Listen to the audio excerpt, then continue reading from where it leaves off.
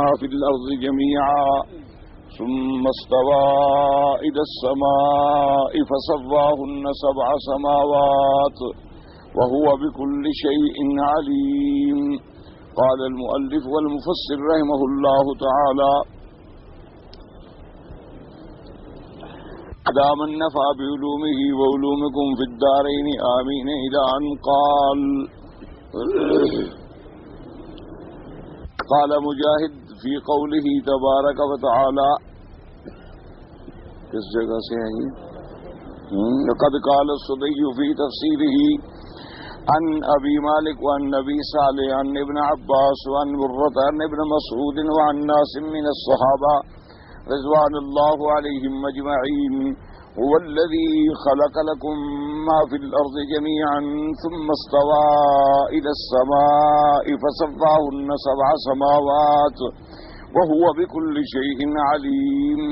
قال: إن الله تبارك وتعالى كان عرشه على الماء ولم يخلق شيئا غير ما خلق قبل الماء، فلما أراد أن يخلق الخلق أخرج من الماء دخانا فارتفع فوق الماء فسما عليه فسماه سماء ثم أيبس الماء فجعله أرضا واحدة ثم فتقها فجعلها 7 أراضين في يومين في الأحد والاثنين فخلق الأرض على حوت، والحوت هو الذي ذكره الله في القرآن: نون والقلم. والحوت في الماء، والماء على ظهر صفات، والصفات على ظهر ملك، والملك على صخرة، والصخرة في الريح، وهي الصخرة التي تطلق ليست في السماء ولا في الأرض. فتحرك الحوت فاضطرب فتزلزلت الأرض فأرسى عليها الجبال فقرت، فالجبال تفخر على الأرض. فذلك قوله تعالى: وجعلنا في الأرض رواسي أن تميد بهم وخلق الجبال فيها وأقوات أهلها وشجرها وما ينبغي لها في يومين في الثلاثاء والأربعاء. وذلك حين يقول: قل أئنكم لتكفرون بالذي خلق الأرض في يومين وتجعلون له أندادا ذلك رب العالمين. وجعل فيها رواسي من فوقها وبارك فيها، يقول: أنبت شجرها وقدر فيها أقواتها لأهلها في 4 أيام سواء للسائلين. يقول من سأل فهكذا الأمر. ثم استوى إلى السماء فهي دخان، وذلك الدخان من تنفس الماء حين تنفذ فجعلها سماء واحدة ثم فتقها فجعلها 7 سماوات في يومين في الخميس والجمعة. وإنما سمي يوم الجمعة لأنه جمع فيه خلق السماوات والأرض وأوحى في كل سماء أمرها. قال: خلق الله في كل سماء خلقها من الملائكة والخلق الذي فيها من البحار والجبال البرد ومما لا يعلم إلى آخره. مفسر رحمۃ اللہ علیہ اس آیت کی تفسیر میں ارشاد فرماتے ہیں کہ هو الذی خلق لکم ما فی الارض جمیعا.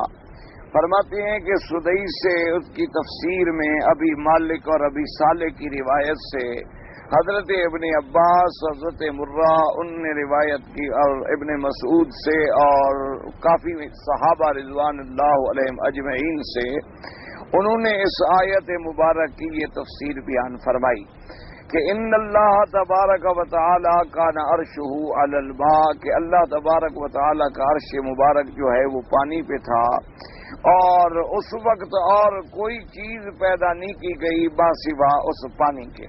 یعنی سب سے پہلے اللہ تبارک و تعالی نے پانی پیدا فرمایا، اور پانی پر ہی اللہ تبارک و تعالی کا عرش تھا، اور عرش پر اللہ تبارک و تعالی جلوہ افروز تھے جیسا ان کی شان کو زیبا ہے. فلما اراد ان يخلق الخلق، پھر جب اللہ نے ارادہ فرمایا کہ باقی مخلوق کو پیدا فرمائیں تو اخرج من الماء دخانا، پھر اس پانی سے ایسے اٹھا جیسے دھواں اٹھتا ہے پانی سے نکلا، اور فرتفع فوق الماء، پھر وہ دھواں اٹھتے اٹھتے اٹھتے جو ہے گویا وہ پانی کے اوپر ایک پوری کی پوری سطح بن گئی. فسما علیہ یعنی اس کے اوپر چھا گیا، اسی لیے اس کا نام بھی سما ہو گیا، یعنی آسمان ہو گیا۔ ثم ایبس الماء پھر جو پانی تھا اس دریا کا اس کو خشک کر ڈالا تو وہ ایک زمین بن گئی۔ ثم فتقھا پھر اس زمین کو بھی حصے کر دیا، طبقات کر دیا، ٹکڑے ٹکڑے یعنی 7 زمینیں بنائیں۔ فجعلها سبع اراضین پھر اس میں سے 7 زمینیں اللہ نے بنا دی، یعنی پہلے ایک زمین تھی پھر اسی کو فتقھا مانا ہوتا ہے تو کسی چیز کے ٹکڑے کر دینا، تو 7 زمینیں بنائی گئیں، اور یہ احد اور اثنین یعنی اتوار اور سوموار کے دنوں میں اس زمین کو اللہ نے پیدا فرمایا۔ فرماتے ہیں فخلق الارض علی حوت، اور وہ زمین جو ہے پھر ایک مچھلی پر ہے، اور مچھلی جو ہے وہ فرماتی ہیں جس کا ذکر قرآن مقدس میں بھی آیا، نون والقلم، تو نون حوت کو بھی کہتے ہیں، تو اس لیے بعض علماء نے یہ بھی تفسیر فرمائی تھی، ورنہ اس کا راجح تفسیر تو وہی تھی جو آپ پڑھ چکے ہیں کہ جتنے حروف مقطعات ہیں قرآن میں، جتنے چاہے وہ مفرد ہیں یا چاہے وہ مرکب ہیں، ثلاثی ہیں، رباعی ہیں، خماسی ہیں، تو ان کے بارے میں راجح تفسیر جو ہے وہ یہ ہے کہ اس کا معنی اللہ ہی جانتے ہیں، اللہ اعلم بمرادہ۔ لیکن بعض حضرات نے، بعض مفسرین کرام نے فرمایا کہ جو ذکر آیا ہے کہ پھر اس زمین کا تعلق جو ہے اس مچھلی پہ رہے تو اس مچھلی کا بھی وہ ذکر ہے، والحوت فی الماء، اور گویا مچھلی جو ہے وہ پانی میں ہوئی، اس کے اوپر زمین ہوئی، والماء علی ظہر صفات، اور پانی جو ہے گویا وہ ایک چٹیل پتھر پہ ہے، والصفات، اور وہ پتھر جو ہے علی ظہر ملک ایک فرشتے کی پشت پر ہے، والملک علی صخرۃ، اور پھر وہ فرشتہ جو ہے وہ ایک بڑی چٹان پہ ہے، والصخرۃ، وہ چٹان جو ہے وہ ایک ری یعنی ہوا کے اندر ہے، اور فرماتے ہیں یہ وہی صخرہ ہے جس کا ذکر آیا ہے التی ذکر لقمان، جس کا انہوں نے ذکر فرمایا، لیست فی السماء ولا فی الارض، گویا یہ نہ آسمان میں ہے، آسمانوں میں اور نہ زمین میں۔ اب جب حوت مچھلی نے حرکت کی تو اس سے ایک حرکت اور اضطراب پیدا ہوا جس سے زمین کے اندر بھونچال آیا، تو اللہ نے پھر اس زمین کو جمانے کے لیے ارسا علیہ الجبال، پھر پہاڑوں کا بوجھ رکھا، تو پھر وہ زمین جو تھی وہ قرار پکڑ گئی۔ فالجبال تفخر علی الارض، اسی طرح پہاڑ جو ہیں پھر وہ فخر کرتے ہیں یعنی اونچائی کا اظہار کرتے ہیں زمین پر۔ اس لیے اللہ تبارک و تعالی نے قرآن مقدس کی اس آیت میں بھی فرمایا وَجَعَلْنَا فِي الْأَرْضِ رَوَاسِيَ أَن تَمِيدَ بِهِمْ، کہ ہم نے رکھے زمین میں بوجھ تاکہ وہ ان پر حرکت نہ کرے، یعنی اللہ تمید بہم، تاکہ وہ حرکت نہ کر سکے۔ وَخَلَقَ الْجِبَالَ فِيهَا، پھر پہاڑ پیدا فرمائے، وَأَقْوَاتَ آلِهَا، اور جو زمین میں رہنے والی مخلوق ہے ان کے کھانے پینے کی چیزیں پیدا فرمائیں، اور درخت پیدا فرمائے، اور جو چیزیں اس کے لیے چاہیے تھی وہ پیدا فرمائیں 2 دنوں میں۔ فی الثلاثاء والاربعاء، یعنی منگل کے دن میں اور بدھ کے دن میں۔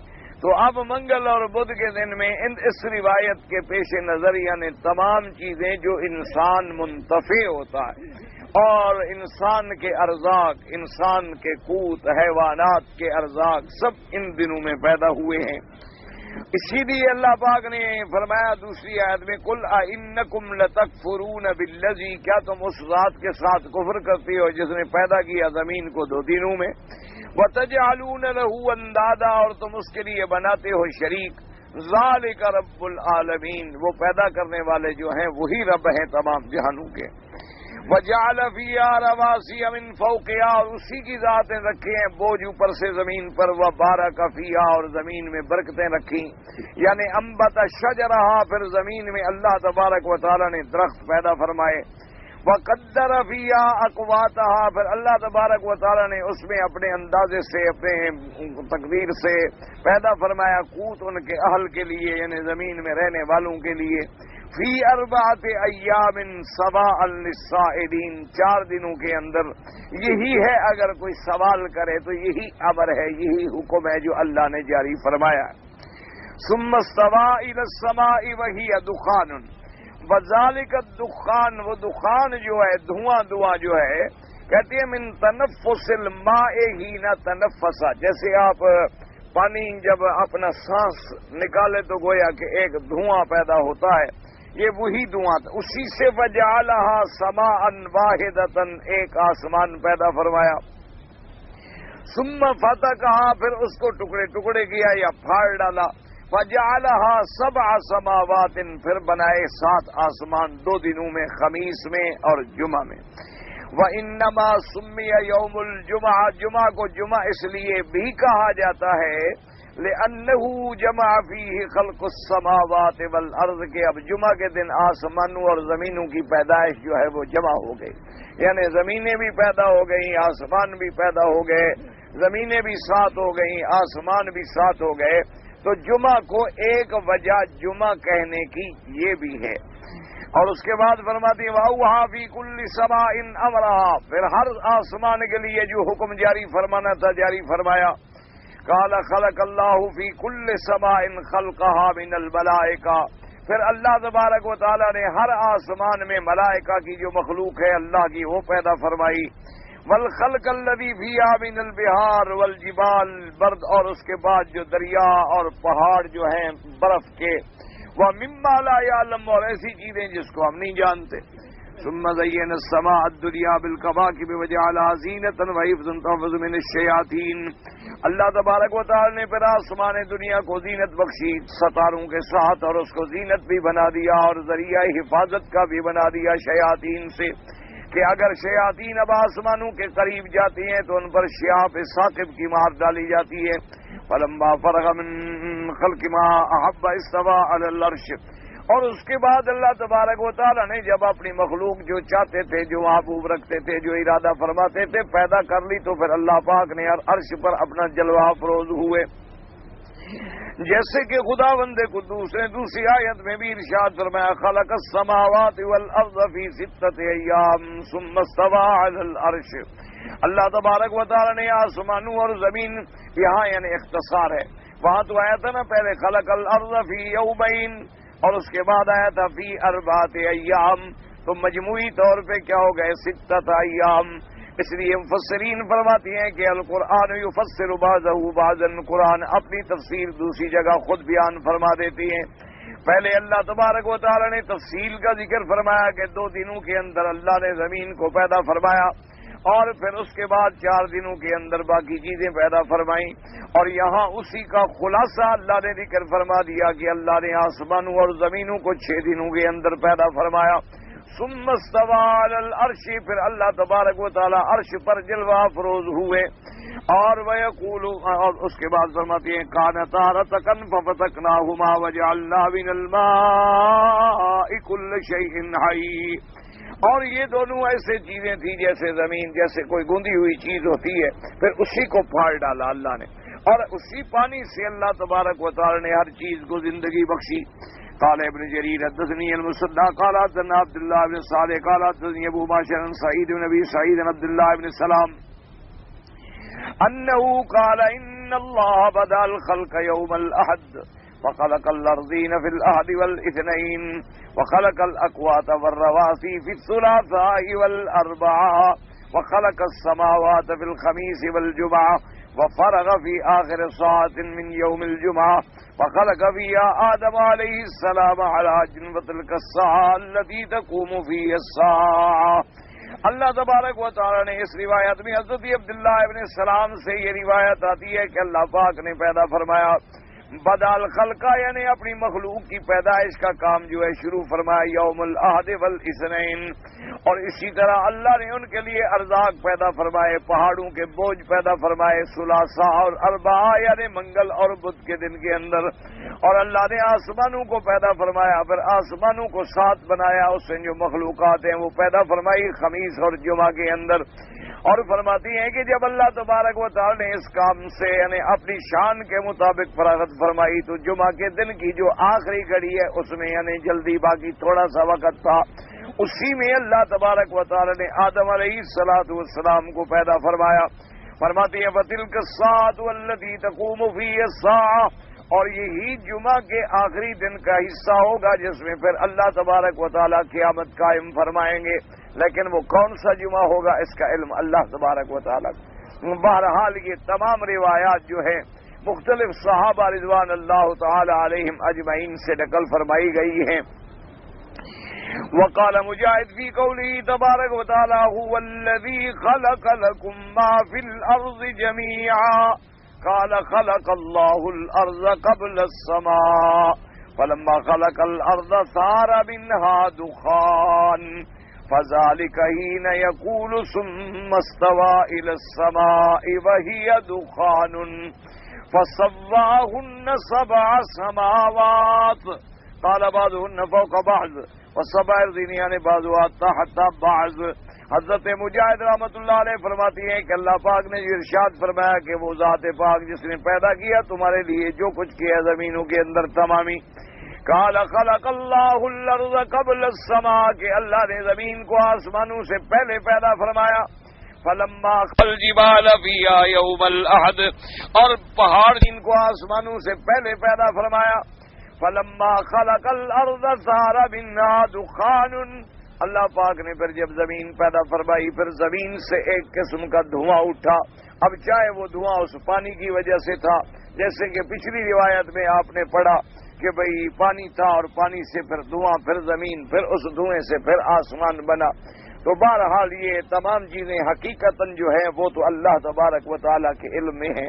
اس لیے قاعدہ یہ ہوتا ہے علماء محققین رحمت اللہ علیہم اجمعین کے نزدیک کہ ایسی چیزیں جن کا تعلق علم غیب سے ہو، کیونکہ یہ ساری چیزیں ایسی ہیں کہ جو مخلوق کے پیدا ہونے سے بھی اللہ نے پہلے پیدا فرما دی، اور اسی طرح ان کے اندر جتنی مخلوقات ہیں اور جو اللہ نے اشیاء پیدا فرمائی ہیں، تو بہرحال مفسر رحمت اللہ علیہ اور تمام محققین کا یہ قاعدہ ہے کہ ان پر آدمی اجمالی طور پہ ایمان رکھے کہ جو اللہ نے فرمایا آمنا باللہ، کہ جو اللہ نے فرمایا ہے وہ حق ہے، وہ صدق ہے، وہ عدل ہے اور ہمارا اس پر ایمان ہے، چاہے وہ چیزیں ہمارے سمجھ میں آ سکیں یا بعض چیزیں ہماری سمجھ میں بھی نہ آ سکیں۔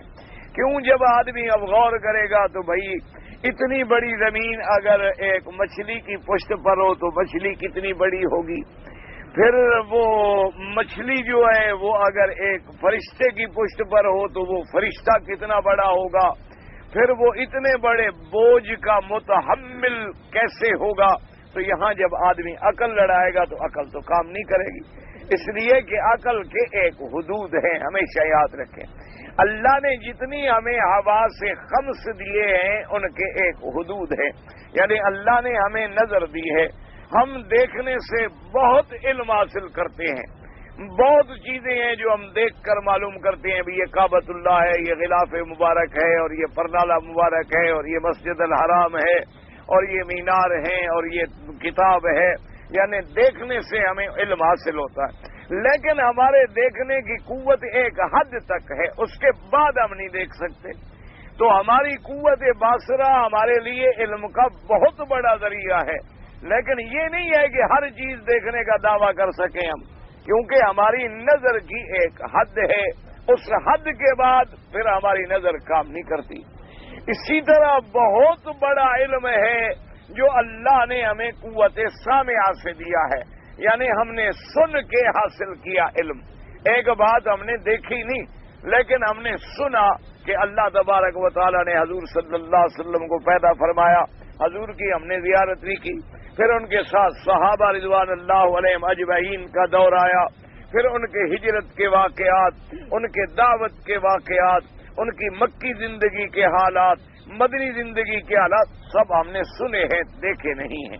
تو اب سننے سے بھی ہمیں بڑا علم حاصل ہوا، حتیٰ کہ بعض علماء نے فرمایا کہ علم سننے سے بمنزلت دیکھنے کے زیادہ حاصل ہوا، یعنی بہت علم جو ہے وہ سننے کے ذریعے سے ملا ہے۔ اس لیے قرآن پاک نے بعض مقام پہ قوت سمع کا ذکر پہلے فرمایا ہے اور دیکھنے کا ذکر بعد میں فرمایا ہے۔ فرمایا ان السمع والبصر والفؤاد، کہ تمہاری سنوائی اور تمہارا دیکھنا اور تمہارا دل سب کے سے اللہ پاک سوال فرمائیں گے، تم نے کیا دیکھا، تم نے کیا سنا، اور تم نے اپنے اندر کیا خیالات جمع کیے۔ تو اس لیے وہاں سمع کا ذکر جو ہے پہلے آ گیا۔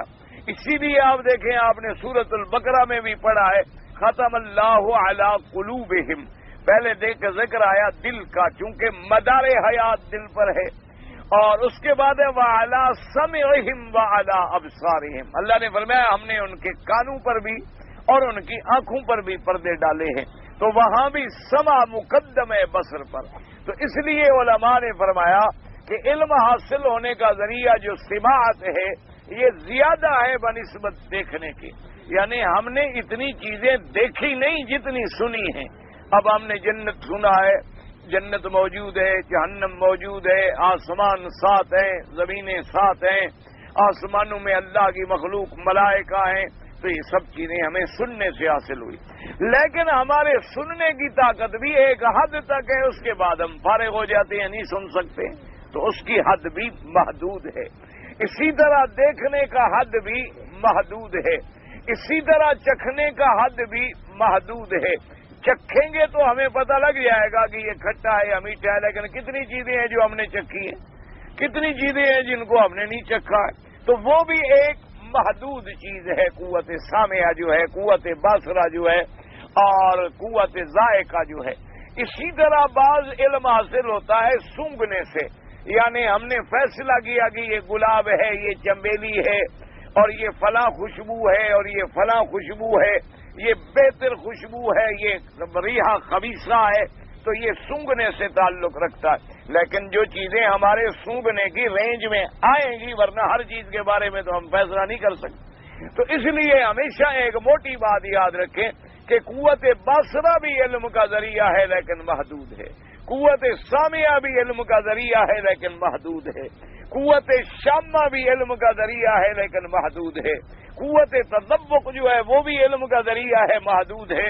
ان سب کا بڑا حاکم جو ہے وہ عقل ہے، لیکن پھر عقل بھی محدود ہے، عقل کی بھی ایک حد ہے، اس کے بعد عقل کام نہیں کرتا۔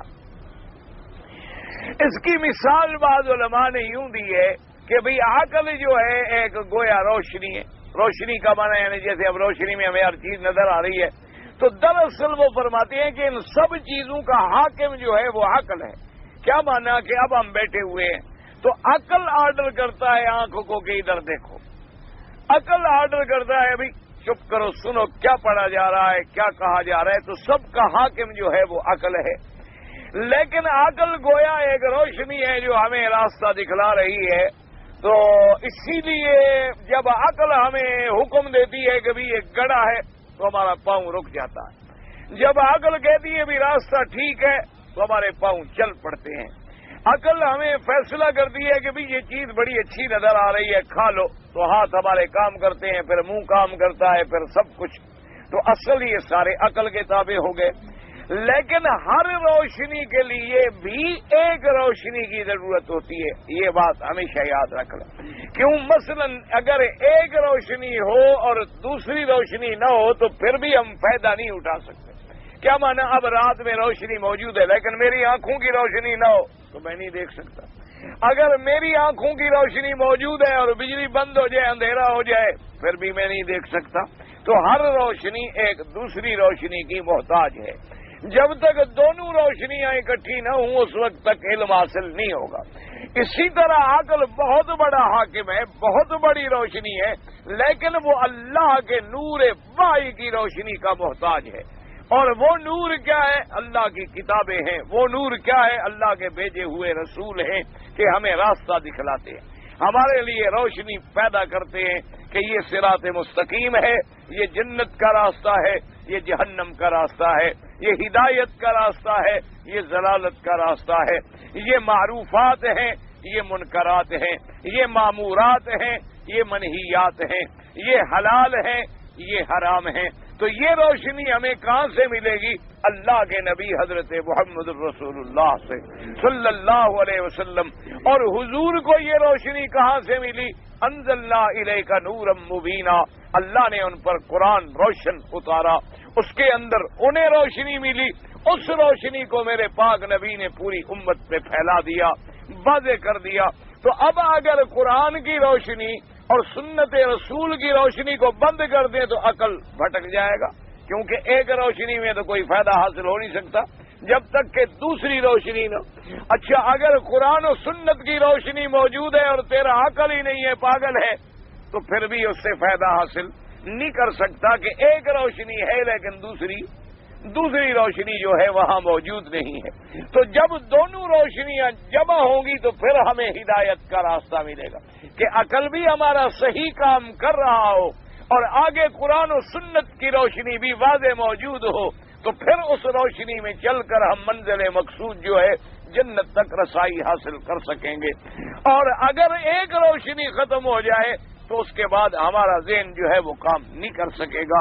تو اس لیے ہمیشہ یاد رکھیں کہ جب معاملہ آ جائے گا علم غیب کے بارے میں، معاملہ آ جائے گا اس مخلوق کے پیدا کرنے سے پہلے کے زمانے میں، یا معاملہ آ جائے گا عالم ارواح کا، معاملہ آ جائے گا عالم برزخ کا، معاملہ آ جائے گا عالم آخرت اور قیامت کا، تو یہ ساری چیزیں غیب ہیں، وہاں ہماری نظر بھی نہیں پہنچ سکتی، وہاں ہماری سمع بھی نہیں پہنچ سکتی، وہاں ہمارا عقل بھی نہیں پہنچ سکتا۔ تو اب ہم محتاج ہوں گے اس وحی کی روشنی کے کہ اللہ کی وحی ہمیں بتائے، تو جتنا وہ بتا دے اس پر ہمارا ایمان ہے۔ اور جن چیزوں کا اللہ نے ذکر ہی نہیں کیا ہے ان کے اندر پڑھ کے ڈھونڈنے کی کوشش کرنے کی، سعی کرنے کی ہمیں ضرورت نہیں، کیونکہ اللہ نے جو چیز پیدا فرمائی ہے جتنی اس کو ضرورت ہے اتنا اللہ نے علم اس کو عطا فرما دیا۔ کیا مانا؟ مثال کے طور پر ایک پرندہ ہے، پرندے کو جتنا علم کی ضرورت تھی اللہ نے اس کو دے دی۔ اس کو پتا ہے کہ میں نے اڑنا ہے تو اپنے پر یوں ہلانے ہیں، میں نے نیچے آنا ہے تو پھر پروں کو میں نے یوں کرنا ہے، پھر جب میں نے بیٹھنا ہے تو پھر میں نے پروں کو سمیٹ لینا ہے، اور میری خوراک کیا ہے اور میں نے کہاں کہاں سے ڈھونڈنی ہے۔ آپ نے دیکھا ہے کتنے پرندے ہیں جن کی خوراک جو ہے درختوں میں ہے، کتنی ایسے پرندے ہیں جو بیٹھتے اوپر ہیں، خوراک زمین سے ڈھونڈتے ہیں، کتنی ایسے پرندے ہیں دریاؤں کے کنارے ہی بیٹھیں گے، ان کی خوراک مچھلی بن گئی اور چھوٹی چھوٹی چیزیں بن گئی ہیں۔ تو ان سب کو، یعنی جو چیز بھی اللہ نے پیدا فرمائی، یہ نہیں کیا کہ پیدا تو فرما دے لیکن وہ نہ جانے کہ میں کس کام آؤں گی، یعنی کوئی دنیا کی چیز ہے۔ اسی لیے علماء نے فرمایا کہ آپ اندازہ کر لیں کہ مثلا 10 آپ کی گائے ہیں یا 10 بھینسیں ہیں یا 10 آپ کے پاس گھوڑیاں ہیں، یعنی کوئی جانور ہے۔ اب ان 10 کو اللہ کی قدرت ہے کہ ایک دن بچے پیدا ہوئے، سب کا ایک وقت آ گیا بچے پر۔ اب ہر بچہ اپنی ماں کے پاس جا کے دودھ لیتا ہے، دوسرے کے پاس نہیں جاتا، اور ہر بچے کی ماں اپنے بچے کو تو آنے دیتی ہے، دوسرا بچہ جو ہے اس کو مارتی ہے، دوسرے بچے کو بھگا دیتی ہے، کیونکہ اتنا علم اللہ نے اس کو بھی دیا ہے، اتنا علم اللہ نے اس کو بھی دیا ہے کہ تم نے دودھ کیسے لینا ہے اور تم نے اپنی ماں کو کیسے پہچاننا ہے۔ اسی طرح آپ دیکھ لیں کہ پرندے بیٹھے ہوئے ہوں، اگر گھونسلے پر اور پورا درخت بھرا ہوا ہو، آپ ان میں اس پرندے کو پکڑ لیں جس کا تعلق دوسرے پرندے سے ہے، یعنی اس کے بچوں سے، تو وہی اس کی ماں اور باپ جو ہے وہ اس پرندوں کے اوپر چکر لگائیں گے، باقی اڑ کے چلے جائیں گے۔ ان کو بھی پتا ہے کہ ہمارے بچے پکڑے گئے، حالانکہ پرندوں جیسے پرندے ہوتے ہیں، ایک جیسی شکل ہے، ایک جیسی صورت ہے، لیکن اتنی ضرورت کا علم اللہ نے ان کو بھی عطا فرما دیا۔ ایک انڈے سے دیکھیں آپ، مرغی کے بچے نکلتے ہیں اور چھوٹے چھوٹے سے ہوتے ہیں، اسی وقت نکلتے ہیں، ابھی 1 دن 2 دن کے ہوئے چلنے پھرنے قابل، کہیں بلی آئے گی تو سیدھے ماں کے پروں کے نیچے جا کے چھپیں گے۔ ان کو بھی اللہ نے علم دیا ہے کہ ہم نے کہاں چھپنا ہے، اور یہ بلی ہماری دشمن ہے اور اس سے بچنے کے لیے ہم نے اپنی ماں کے پاس ہی جانا۔ تو جس طرح تمام جانوروں کو، تمام مخلوقات کو، اسی طرح چونکہ اشرف مخلوقات انسان ہے، سب سے اعلیٰ درجہ جو ہے وہ انسان کا ہے، تو اللہ نے اس کو علم بھی باقی سے زیادہ عطا فرمایا، کیونکہ وہ سب سے اشرف ہے، سب سے اعلیٰ ہے، احسن تقویم میں اللہ نے اس کو پیدا فرمایا ہے، اور پھر اس کو شرف بخشا ہے کہ وَلَقَدْ كَرَّمْنَا بَنِي آدم، کہ ہم نے بنی آدم کو بڑی تکریم دی، بڑی عزت دی، اور ہم نے اس کو دریاؤں پر اور خشکی پر ہم نے اس کو سوار کر دیا، اور پھر ساری چیزوں کو اللہ نے چونکہ تیرے لیے پیدا فرمایا تو پھر اللہ نے انسان کو علم بھی اتنا زیادہ دیا، لیکن ان چیزوں کا علم دیا ہے جس کا وہ محتاج ہے، جس کی اس کو ضرورت ہے، جن چیزوں کی اس کو ضرورت نہیں ہے اللہ نے وہ علم نہیں دیا۔ اس لیے ایک موٹی سی بات رکھیں، یہ بڑے جھگڑے پیدا ہو جاتے ہیں، اور علم غیب پر اور علم کلی پر اور علم جزی پر، حالانکہ ایک بڑا واضح سی بات ہے، دو لفظی بات ہے کہ اللہ نے ہر مخلوق کو جتنا ضرورت تھی اتنا علم دیا ہے، اور جتنی ضرورت نہیں تھی اتنا نہیں دیا ہے، بات ختم ہو گئی۔ اسی طرح انسانوں کے علم کی بھی ایک حد ہے، علم محیط اور علم غیر محدود اور علم ازلی قدیم ابدی دائمی، علم محیط یہ صرف اللہ کی صفت کہ وہ ایک ذات ہے جس کے اندر تمام علم ہے، اور کائنات کے ذرے ذرے کو اس کا علم جو ہے وہ محیط۔ تو اس لیے جب ایسی روایات پڑھیں تو اس پر حیران ہونے کی ضرورت نہیں ہوتی کہ آدمی حیران ہو جائے یا عقل دوڑاتا رہے۔ عقل تو ہم وہاں دوڑائیں نا جہاں عقل کی رسائی ہو، ایک جگہ جہاں عقل کی رسائی کام چھوڑ دے تو دوڑانے کا کیا معنی؟ یعنی جیسے آپ ایک کار لے لیں اور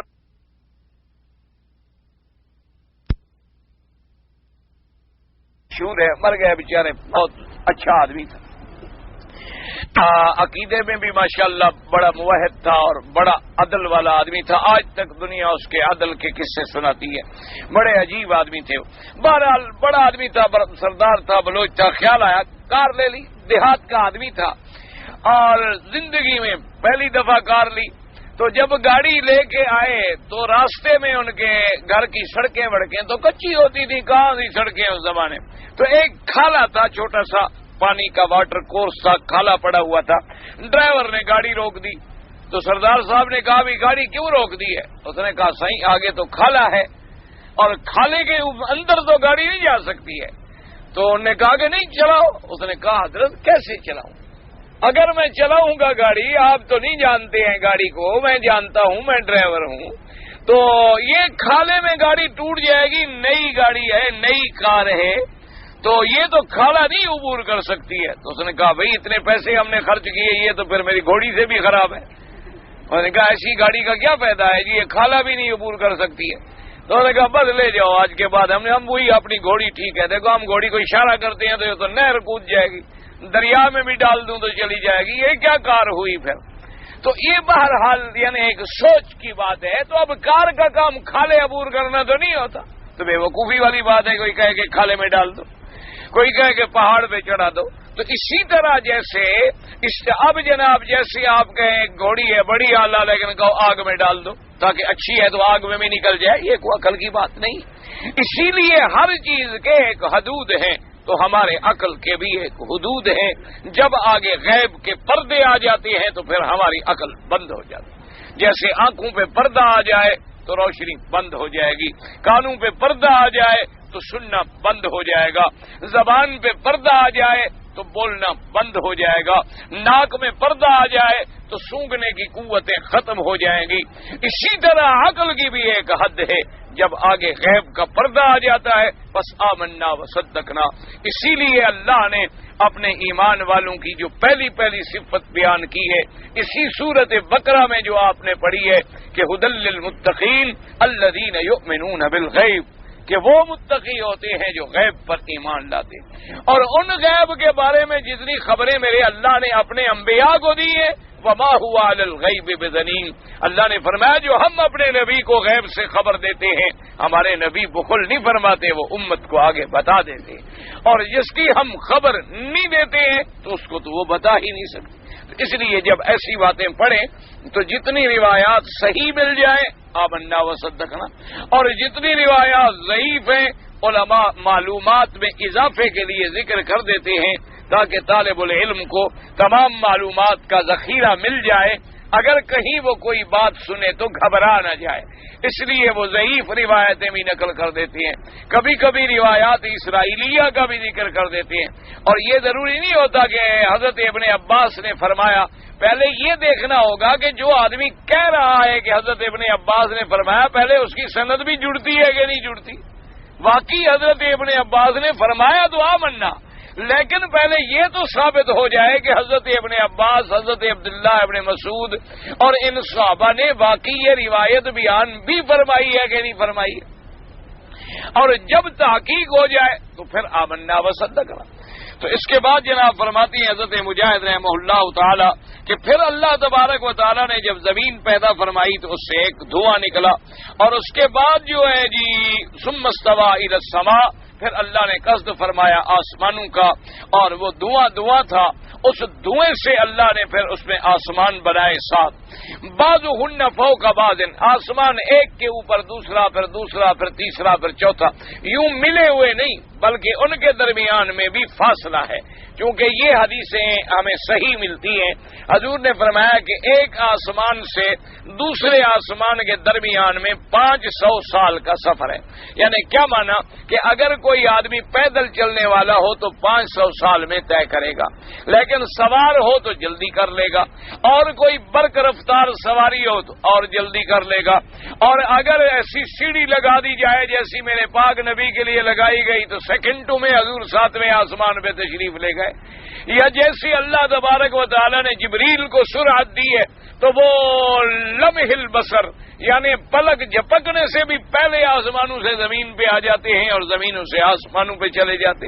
یہ تو رفتار پہ ہے نا۔ اب آپ دیکھیں، ہمیں بھی یاد ہے کہ 2 دن لگتے تھے مدینہ منورہ جانے کے، 2 دن میں مدینہ شریف آدمی پہنچتا تھا، اتنا تو خیر ہمیں بھی یاد، یعنی اور والدین جو ہمیں فرماتے تھے وہ کہتے تھے ہم تو 2 مہینے میں بھی مدینے پہنچے۔ فرماتے ہیں 2 مہینے میں مدینہ شریف پہنچا تھا قافلہ۔ وجہ کیا تھی کہ بارشوں کی وجہ سے یہ رابغ اور بستورہ کا جو علاقہ ہے یہاں ندیاں بن جاتی تھی۔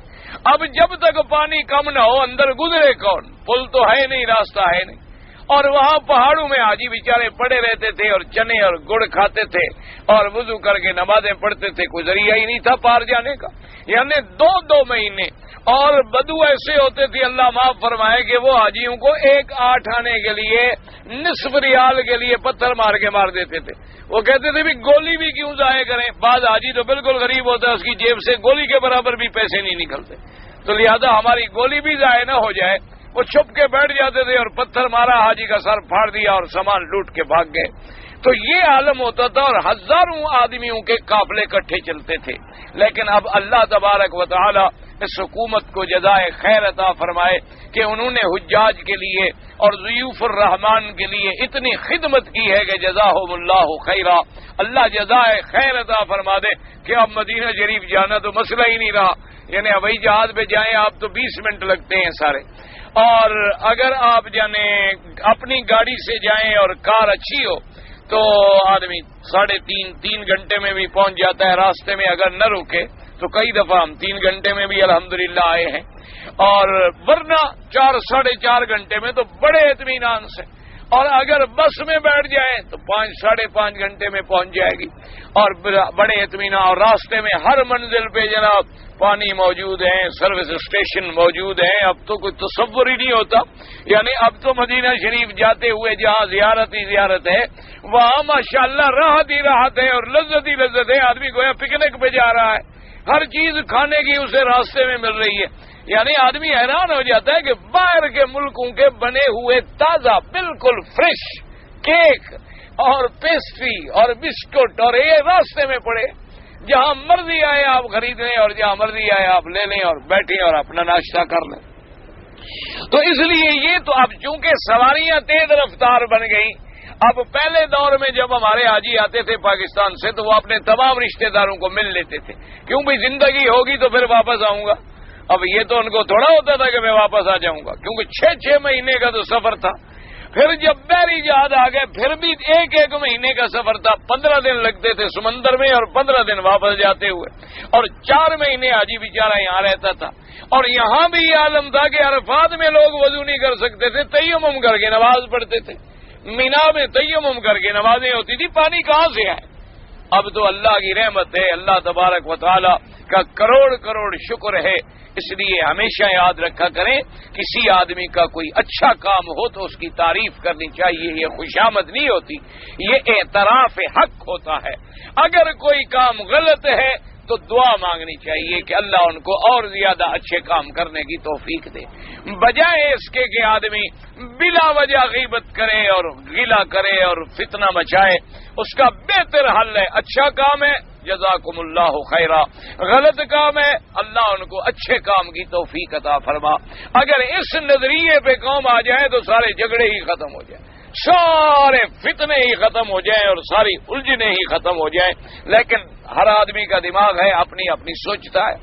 تو اس لیے فرماتے ہیں جی کہ اللہ پاک نے پھر زمینیں جب بنائی تو زمین ایک دوسرے کے نیچے ہے، یعنی جیسے آسمان ایک دوسرے کے اوپر ہیں۔ اور اس کے بعد جناب فرماتی ہیں وَهَذِهِ الْآيَةُ دَالَّةٌ عَلَىٰ أَنَّ الْأَرْضَ خُلِقَتْ قَبْلَ السَّمَاءِ، اور زمین جو ہے آسمانوں سے پہلے پیدا کی گئی، كما قال تعالیٰ فی آیت السجدہ قُلْ أَإِنَّكُمْ لَتَكْفُرُونَ بِالَّذِي خَلَقَ الْأَرْضَ فِي يَوْمَيْنِ وَتَجْعَلُونَ لَهُ أَندَادًا ذَلِكَ رَبُّ الْعَالَمِينَ وَجَعَلَ فِيهَا رَوَاسِيَ مِن فَوْقِهَا وَبَارَكَ فِيهَا وَقَدَّرَ فِيهَا أَقْوَاتَهَا فِي 4 أَيَّامٍ سَوَاءً لِّلسَّائِلِينَ ثم استوى إلى السماء وهي دخان فقال لها وللأرض ائتيا طوعا أو كرها قالتا أتينا طائعين فقضاهن 7 سماوات في يومين وهو في كل سماء أمرها وزينا السماء الدنيا بمصابيح وحفظها ذلك تقدير العزيز العليم فهذه وهذه دالتان على أن الأرض خلقت قبل السماء۔ وہ پہلی آیت بھی اور یہ آیت بھی اس بات پہ دلالت کرتی ہیں کہ زمین اللہ نے پہلے پیدا فرمائی، آسمان بعد میں پیدا فرمائے۔ وَهَذَا مَا لَا أَعْلَمُ فِيهِ نِزَاعًا بَيْنَ الْعُلَمَاء۔ اب مفسر رحمۃ اللہ علیہ فرماتے ہیں اس کے اندر میں سمجھتا ہوں کہ علماء کے اندر کوئی جھگڑا نہیں، یعنی تقریباً جمہور کی رائے یہی ہے کہ اللہ نے زمین پہلے پیدا فرمائی، آسمان بعد میں پیدا فرمائے۔ الا ما نقلہ ابن جریر عن قتادہ انہ زعم ان السماء خلقت قبل الارض، مگر ایک قول جو ابن جریر مفسر رحمۃ اللہ علیہ نے نقل کیا حضرت قتادہ سے، وہ فرماتے ہیں کہ آسمان پہلے پیدا کیے گئے اور زمین جو ہے وہ بعد میں پیدا ہوئی۔ وقد توقف في ذلك القرطبي في تفسيره لقوله تعالى، اور مفسر قرطبی نے توقف کیا، یعنی نہ اس بات کو چھیڑا نہ اس کو کہا أأنتم أشد خلقا أم السماء بناها رفع سمكها فسواها وأغطش ليلها وأخرج ضحاها والأرض بعد ذلك دحاها أخرج منها ماءها ومرعاها والجبال ارساها قالوا وذكر خلق السماء قبل الارض۔ تو یہاں آسمانوں کا پیدا کرنے کا ذکر پہلے ہے اور زمین کا بعد میں۔ وفي صحيح البخاري ان ابن عباس رضی اللہ تعالی عنہ سئل عن هذا بعينه فأجاب بأن الأرض خلقت قبل السماء وأن الأرض إنما دهيت بعد خلق السماء، وكذلك أجاب غير واحد من علماء التفسير قديما وحديثا، وقد حررنا ذلك في سورة النازعات، وحاصل ذلك أن الداعي مفسر بقوله تعالى والأرض بعد ذلك دحاها۔ اب مفسر رحمۃ اللہ علیہ فرماتے ہیں کہ صحیح بخاری کے اندر یہ روایت موجود ہے کہ حضرت ابن عباس سئل عن هذا، حضرت ابن عباس رضی اللہ تعالیٰ عنہ سے اسی کے بارے میں سوال کیا گیا کہ ایک آیت میں آتا ہے کہ زمین بعد میں پیدا ہوئی اور آسمان پہلے پیدا ہوئے ہیں، تو آپ کی کیا رائے مبارک ہے؟ آپ نے فرمایا کہ نہیں، خلقت فاجاب بان الارض خلقت قبل السماء، آپ نے فرمایا کہ نہیں، زمین پہلے پیدا کی گئی آسمانوں سے۔ اب جو لفظ آیا ہے کہ ان والارض بعد ذلك دحاها، اس کا معنی یہ ہے کہ زمین کا پھیلانا، زمین کے اندر سے پھلوں کا نکالنا، زمین کے اندر وہ چیزیں پیدا کرنا جو ہے یہ بعد میں کیا گیا۔ وَكَذَلِكَ أَجَابَ غَيْرُ وَاحِدٍ من علماء التفسیر قدیما وحدیثا. اب مفسر رحمۃ اللہ علیہ فرماتی ہیں کہ جیسے کہ حضرت ابن عباس رضی اللہ تعالیٰ عنہ نے جواب دیا ہے، اسی طرح علماء تفسیر جو پہلے گزرے ہیں یا بعد میں گزرے ہیں انہوں نے بھی اسی جواب کو بہتر سمجھا. اب مفسر رحمۃ اللہ علیہ فرماتی ہیں کہ ہم نے دہا کا معنی جو ہے سورۃ النازعات کے اندر بڑی مفصل تفصیل سے ذکر کیا ہے. والارض بعد ذلك دہاها اخرج منها ماءها ومرعاها والجبال ارساها ففسر ذا باخراج ما كان مودن فيها بالقوه الفعل لما اكمل سوره المخلوقات الارضيه ثم السماويه ذا بعد ذلك الارض وغير ما كان مودن فيها من المياه. یعنی اس کا معنی یہ کیا گیا کہ جو اللہ نے زمین کے اندر چیزیں رکھی تھی ان کو بالفعل بعد میں نکالا گیا، ورنہ زمین پیدا تو جی تھی پہلے کر دی گئی. اور اس کے بعد فرماتی ہے ونبت النباتات لا اختلاف اصرافها وصفاتها والوانها واشكالها. پھر اللہ پاک نے زمین کے اندر ایک طاقت رکھی جو مختلف قسم کی سبزیاں، مختلف رنگ، مختلف شکل، مختلف ذائقے پیدا کرے.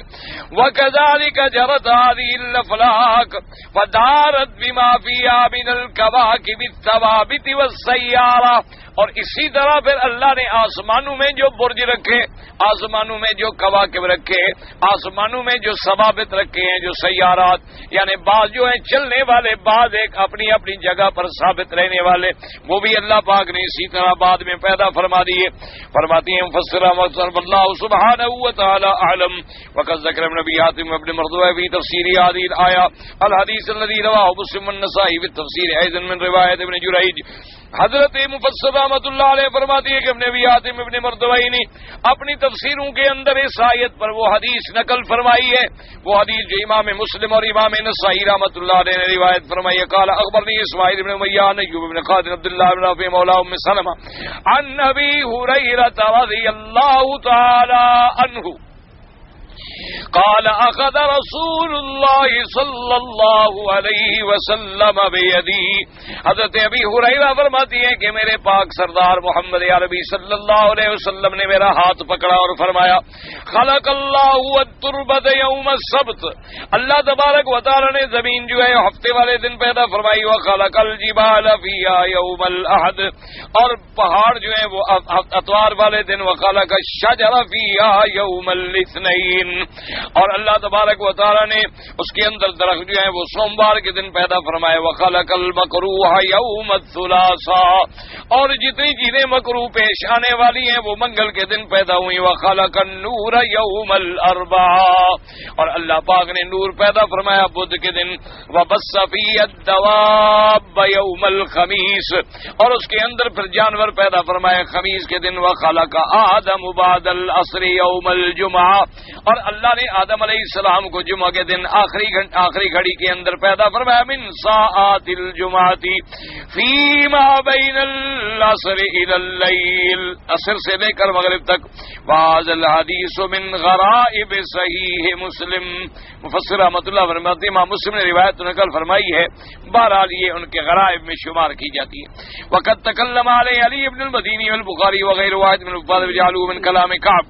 اسی روایت پر علی ابن المدینی نے، امام بخاری نے اور بہت سارے حفاظ نے کلام فرمایا ہے. امام مسلم رحمۃ اللہ علیہ فرماتے کہ کیسے آپ نے یہ روایت نقل فرمائی. انہوں نے کہا کہ دراصل یہ حضور کا فرمان تو نہیں ہے بلکہ حضرت کعب کا قول معلوم ہوتا ہے. وَأَنَّ أَبَا هُرَيْرَةَ إِنَّمَا سَمِعَهُ مِنْ كَلَامِ كَعْبِ الْأَحْبَارِ. حضرت ابی ہریرہ نے بھی شاید یہ سنا ہے کعب احبار سے. وَإِنَّمَا اشْتَبَهَ عَلَى بَعْضِ الرُّوَاةِ فَجَعَلُوهُ مَرْفُوعًا وَقَدْ حَرَّرَ ذَلِكَ الْبَيْهَقِي. کہتا ہے کہ بعض راویوں کو شبہ لگا، انہوں نے بجائے اس کے کہ حضرت ابو ہریرہ کی بات کو جو انہوں نے حضرت کعب سے سنی تھی نقل فرماتے نے کہا انہوں نے مرفوعاً حضور سے سنی ہے. تو اس لیے اس روایت پر بڑا کلام کیا گیا ہے. اور پہلی روایت جو نقل کی ہے مفسر رحمۃ اللہ علیہ نے وہ زیادہ صحیح ہے. واللہ تعالی اعلم وعلمہ اتم. اللہ تبارک و تعالی ہمیں صحیح راستے پہ قائم رکھے. کہتے ہیں جی کہ حضرت حذیفہ رضی اللہ تعالیٰ عنہ سے روایت ہے کہ نبی اکرم صلی اللہ علیہ وسلم نے فرمایا کہ ابھی ابھی ایک فرشتہ نازل ہوا جو اس سے قبل کبھی نازل نہیں ہوا. اس کو خدا تعالیٰ نے اجازت دی کہ مجھے سلام کہے اور مجھے بشارت دے کہ بی بی فاطمہ جنت کی عورتوں کی اور حضرت حسن رضی اللہ عنہ اور حضرت حسین رضی اللہ عنہ جنت کے نوجوانوں کے سردار ہیں. اور گزارش یہ ہے جی کہ یہ حدیث آپ نے لکھ تو دیا کہ حضرت حذیفہ نے روایت کیا ہے، لیکن یہ تو نہیں لکھا کہ یہ کس کتاب کے اندر ہے. بہرحال کسی سیاستہ کے اندر یہ روایت نہیں ہے، اگر کہیں ہے تو کوئی ضعیف روایت ہے. باقی ہمارا عقیدہ ہے اہل سنت والجماعت کا کہ بی بی فاطمہ الزہرا جنت میں عورتوں کی سردار ہوں گی. سیدنا حسن و حسین رضی اللہ تعالی عنہ کو بھی اللہ شباب اہل جنت کا سردار بنائیں گے، تو اس میں تو کوئی شبہ نہیں. اولاد رسول ہے، وہ ہمارے لیے دنیا میں بھی سردار ہیں. اہل سنت والجماعت کا تو الحمدللہ یہ عقیدہ ہے کہ جس چیز کی نسبت حضور کے ساتھ ہو جائے، ہم تو حضور کے غلاموں کے غلام ہیں، وہ تو اولاد رسول ہیں، وہ تو اولاد رسول پاک صلی اللہ علیہ وسلم ہے. بی بی فاطمہ الزہرا حضور صلی اللہ علیہ وسلم کے جسد مبارک کا ٹکڑا ہے. آپ نے فرمایا بی بی فاطمہ میرے جگر کا ٹکڑا ہے. حضور صلی اللہ علیہ وسلم کی محبوبہ بیٹی ہے.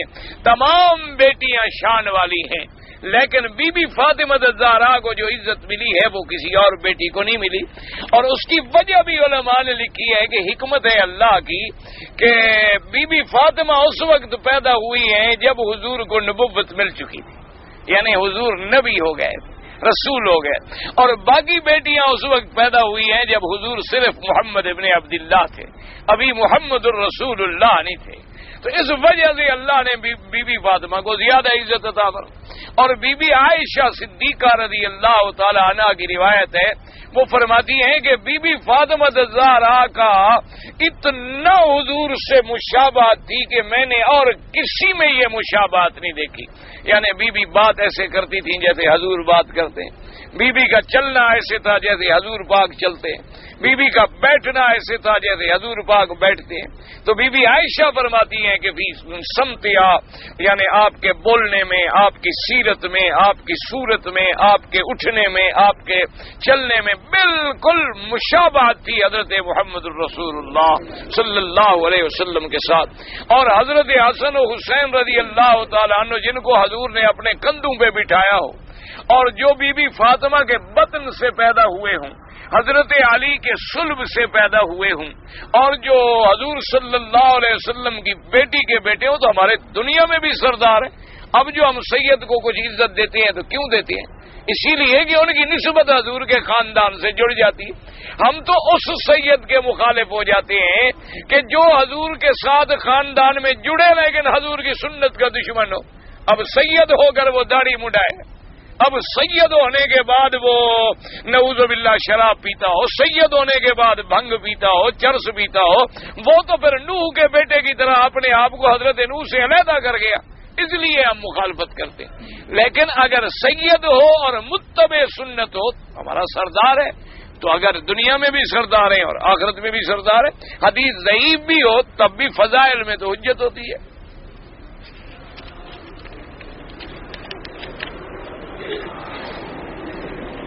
جی 4 اماموں کا مسلک الگ الگ ہے. کیا حضور نے 4 طریقوں سے نماز پڑھی ہے؟ تو معلوم ہوتا ہے کہ پھر یا تو حضور نے 4 طریقوں سے نماز نہیں پڑھی تو پھر اماموں کا مسئلہ غلط ہو گیا. اصل میں آپ کا دماغ غلط ہے. اصل میں آپ کی سوچ. حضور نے کتنے حج پڑھے ہیں؟ حضور نے حج کتنی پڑھے ہیں؟ 1. تو حج 3 کیسے ہو گئے؟ حج مفرد اور قران اور تمتع. حج ہی حضور نے 1 پڑھا تو 3 حج کیسے بن گئے؟ جب زندگی میں حضور نے حج فرض ہونے کے بعد حج پڑھا ہی 1 ہے تو بس پھر حج کی 1 ہی قسم ہونی چاہیے تھی جو حضور نے پڑھی ہے کہ حضور نے قران پڑھا اور اپنے ذبح کے حدی کے جانور ساتھ لے آئے. اب جو آدمی اس طرح نہ پڑھے پھر اس کا حج ہی نہ ہو. تو پھر آپ کا کیا خیال ہے؟ یعنی آپ کروڑوں آدمیوں کو حج کی نعمت سے محروم کرنا چاہتے ہیں. بڑا اچھا سوچ ہے آپ کی.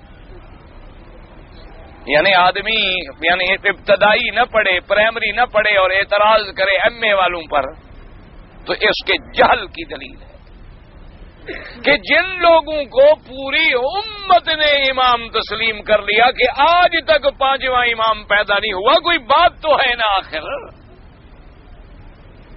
کوئی وجہ تو ہے نا کہ آخر امت نے ان ائمہ اربعہ پہ اتفاق کیا ہوا ہے. یعنی اگر کروڑوں میں کچھ 10 لاکھ مخالف ہو جائیں تو کیا فرق پڑے گا؟ اس لیے ہمیشہ سمجھیں کہ اصل میں احادیث حضور نے حج پڑھا قران، لیکن حضور نے یہ بھی حکم دیا کہ جن لوگوں کے پاس جانور نہ ہوں وہ عمرہ کر کے سر منڈوا لیں، 8 کو پھر احرام باندھیں. تو تمتع نکل آیا. اب صرف حج جو کرنا چاہے تو اللہ نے قرآن میں حکم دیا کہ حج اور عمرہ پورا، حج کرنا ہے تو حج پورا کرو، عمرہ کرنا ہے تو عمرہ پورا کرو. تو لہذا حج مفرد کی قسم نکل آئی. تو اماموں نے اپنی طرف سے تو نہیں بنائی. اسی طریقے سے اب ایک حدیث مبارک میں آگے فاتحہ کے بغیر نماز نہیں ہوتی. آمنا و صدقنا ہماری آنکھوں پر. ایک حدیث مبارک میں آ گیا، حضور نے فرمایا کہ جب امام پڑھے تو تم چپ کرو. تیسری حدیث میں آ گیا کہ جن کا امام ہے امام کا پڑھنا مقتدی کے لیے کافی ہے، بس امام نے جو پڑھا ہے وہ کافی ہے، مقتدی چپ رہے، بالکل پڑھے ہی نہیں. تو اب ائمہ نے ان حدیثوں کو جمع کیا. اللہ اتنا اگر علم عطا فرما دے تو جھگڑے ہی ختم ہو جائیں. تمام ائمہ برحق ہیں، اللہ ان کی قبر پہ کروڑوں رحمت کرے. ان کے اندر اختلاف نہیں، تمہاری سمجھ نہیں. بعض مسئلے ایسے ہوتے ہیں جن میں اختلاف بھی پیدا ہوا ہے. وہ اختلاف کیوں پیدا ہوا کہ ایک صحابی نے حدیث سنی اور اجازت لے کر حضور سے جنگ پر جہاد پر یمن چلا گیا. اس کے بعد جو حکم آیا پہلا حکم ختم ہو گیا. اس صحابی کو پہلے حکم کا پتہ ہی نہیں. دوسرا حکم جو آیا ہے اس نے تو جو سنا تھا وہی امت کو پہنچا دیا. جیسے حضرت عبداللہ ابن مسعود واپس آئے، حضور نماز پڑھ رہے تھے تو انہوں نے کہا السلام علیکم یا رسول اللہ. حضور نے جواب نہیں دیا. انہوں نے پھر سلام عرض کیا، حضور نے جواب نہیں دیا. اب حضرت عبداللہ ابن مسعود تو ڈر گئے، گھبرا گئے کہ میرے آقا مجھ پر ناراض ہو گئے، میں سلام کرتا ہوں حضور جواب نہیں دیتے. جب حضور نماز سے فارغ ہوئے تو آپ نے بلایا. آپ نے فرمایا پہلے نماز میں سلام کا جواب دینا جائز تھا، منع ہو گیا ہے، اس لیے میں نے جواب نہیں دیا. تو اب پہلے جائز تھا پھر منع ہو گیا. اب ساری زندگی حضور پاک نے مکے میں نماز پڑھی بیت المقدس کی طرف، مدینے میں آپ نے 17 مہینے نماز پڑھی بیت المقدس کی طرف. پھر حکم آیا اور بیت المقدس قبلہ منسوخ ہو گئی، یہ کعبہ بن گیا. تو اب کوئی کہے جی عجیب جھگڑا ہے، پہلے نبی ادھر پڑھتا ہے اب ادھر پڑھتا ہے. یہ تو اختلاف کی بات ہوئی. اختلاف کی بات نہیں ہوتی. اس لیے ائمہ تمام حدیثوں کو جمع کرتے ہیں، پھر ان کی تاریخ ڈھونڈتے ہیں کہ یہ حدیث حضور نے ہجرت سے پہلے فرمائی کہ ہجرت کے بعد فرمائی. یہ حدیث مبارک جو ہے حدیبیہ سے پہلے فرمائی یا حدیبیہ کے بعد فرمائی. یہ حدیث مبارک جو ہے حجۃ الوداع سے پہلے فرمائی یا بعد میں بیان فرمائی. یہ حدیث مبارک جو ہے جنگ خیبر سے پہلے تھی یا جنگ خیبر کے بعد میں تھی. اگر یہ ائمہ اتنی محنت نہ کرتے اور اللہ کے نبی اور احادیث پاک کو جمع نہ کرتے تو خدا جانے آج ہمارا کیا حال ہو. دیکھا نہیں ہے اسی طرح آج تک لوگ متے کو جائز کرتے ہیں. وہ بھی کہتے ہیں حدیث میں موجود ہے متا، وہ کہتے ہیں حدیث کے اندر موجود ہے کہ متا جائز. حضور کے حدیث کے اندر موجود ہے، صحابہ کہتے ہیں ہم نے متا کیا. تو آپ اس کا کیا جواب دو گے جب تک کہ دوسری حدیثیں نہیں ڈھونڈو گے جن میں حضور نے منع فرمایا کہ بھئی اب متا ہمیشہ کے لیے ختم ہو گیا، لا اب اس کے بعد کوئی متا نہیں ہوگا. تو اس لیے بہرحال اعتراض کرنے سے پہلے ٹھنڈے دل سے سوچا کرو. اللہ پاک ہمیں سب کا ادب احترام نصیب فرمائے اور اللہ تمام ائمہ محدثین تمام ائمہ فقہا پر اپنی کروڑوں رحمت نازل فرمائے. آدمی تکبیر سنائی دیتی ہے، عمرہ کرنے کے بعد بال نہ کٹوائے تو کتنے روزے رکھنا، تو کتنے تمہیں کیسے اب اتنا پتہ ہی نہیں کہ عمرے کے بعد اگر بال نہ کٹوائے کتنے روزے رکھنے ہیں. تو اماموں پر اعتراض کرنے کا فائدہ. تو تمہیں تو اتنا مسئلہ ہی نہیں آتا تو 4 اماموں پر اعتراض کر رہے ہو. تو خود ڈھونڈ لو، یہ مسئلہ بھی خود ڈھونڈ لو، انشاءاللہ مل جائے گا. طواف الوداع کرنے کے بعد ہم کچھ خرید سکتے ہیں، تو اب یہ کہاں سے ڈھونڈیں ہم؟ یہ مسئلہ ہم کہاں سے ڈھونڈیں؟ حدیث مبارک میں تو اتنی آیا نا کہ ان یکون آخر العہد بالبیت الطواف، کہ آخری کام ہی یہ ہو کہ طواف کرے اور چلا جائے. بس اب اگر اس کے بعد گاڑی نہیں ملی، موٹر نہیں ملی، رہ گیا تو پھر کیا کرے؟ تو اب پھر باقی حدیثوں کو سامنے رکھنا پڑے گا. اس لیے کہتا ہے کہ اگر ایک آدمی ہے طواف الوداع کر لیا، باہر نکلا، اس کو نکاح جی ہو تو آپ کی سیٹ ہی کینسل ہو گئی ہے، وہ کنفرم ہوئی ہی نہیں. وہ میری کنفرم کرانے گیا تھا، انہوں نے کہا نہیں ہے سیٹ. اب کیا کرے گا؟ رہ گیا تو رہ گیا. پھر نمازیں پڑھتا رہے، عبادت کرتا رہے، پھر جب جانے لگے پھر طواف کر کے چلا جائے. اسی طرح یاد رکھیں، اگر آدمی نے طواف الوداع کر لیا اور چلتے چلتے راستے میں کوئی ضرورت کی چیز لے لی تو کوئی بات نہیں. لیکن یہ نہیں کہ طواف الوداع کر لے اور پھر شاپنگ کرتا پھرے اور ریڈیو خریدتا پھرے اور سودے خریدتا پھرے. نا، سارے کام پہلے ختم کر کے آخر طواف الوداع کرے، طواف الوداع کر کے چلا جائے. لیکن اب راستے میں جاتے جاتے اگر رسی کی ضرورت پڑ گئی، بھی سامان باندھنا ہے، راستے میں جاتے جاتے اچھا بھی میں کوئی پانی لے لوں، راستے میں پی لوں گا، یا میں کوئی فروٹ لے لوں، ممکن ہے راستے میں مجھے کھانا نہ ملے. اتنی اجازت دی ہے، کوئی ایسی بات نہیں. یہ جی کہ میں ایک فراش کی دکان پہ کام کرتا ہوں، مثلا ایک چیز کو بھی 120 میں ہم نے خریدا، جب اس کو کہتے ہیں تو 140 بولتا ہوں، وہی چیز کبھی 140 کبھی 130 میں فروخت. بھائی تو اصولی بات ہے کہ جو چیز آپ خریدیں گے لازماً نفع سے بیچیں گے. یہ تو نہیں کہ آدمی اپنی اصل قیمت پہ بیچتا رہے تو پھر کرایہ تم ادا کرو گے اس کے دکان کا، نوکر کی تنخواہ تم دو گے اس کو، اس کے ایئر کنڈیشن اور بجلی کے اخراجات تم ادا کرو گے، جہازوں کے خرچے اور کرائے تم اسے ادا کرو گے. تم تو نو کرو، سوچ رہے ہو 120 کا 140 ہو گیا، اس کا خرچہ بھی تو سوچو مالک کا جو بیچارہ دکان پہ کر رہا ہے، اس کے اخراجات کو بھی تو مد نظر رکھو. باقی یہ ہے کہ جھوٹ نہ بولا کرو کہ ہم نے 120 میں، آپ نے خریدا ہے ٹکے میں، آپ کہیں کہ جی یہ چیز موجود ہے اتنے میں بیچنا چاہتا ہوں. اب جتنے میں بک گئی الحمدللہ، کبھی وہ چیز 40 میں بک گئی، کبھی 30 میں بک گئی، کبھی 35 میں بک گئی، کوئی بات نہیں، اس میں کوئی جھوٹ نہیں، کوئی ایسی بات نہیں. ریٹ اپ ڈاؤن بھی ہوتا رہتا ہے، گاہک کے حالات پر بھی ہے. ایک گاہک 1 میٹر خریدتا ہے، آپ کہتے ہیں میں 140 سے کم میں نہیں دوں گا. ایک گاہک آتا ہے وہ کہتے ہیں جی مجھے 100 میٹر دے دو. تو آپ سوچیں یار میرا مال جلدی نکل رہا ہے، اس کو کہتے ٹھیک ہے 10 روپے میٹر دی میں چھوڑتا ہوں، آپ کو 130 میں دے دوں. یہ تو حالات پر ہے تاجر کے، کوئی ایسی بات اس میں کون سا جھوٹ ہے. سے 5 اصولی بات یہ ہے کہ اگر آپ نے قرض لیا تھا تو آپ کو ادائیگی کرنی ہے. اگر آپ کے پاس ان کی امانت تھی اور ضائع ہو گئی تو پھر شرعاً آپ کے ذمے نہیں ہے.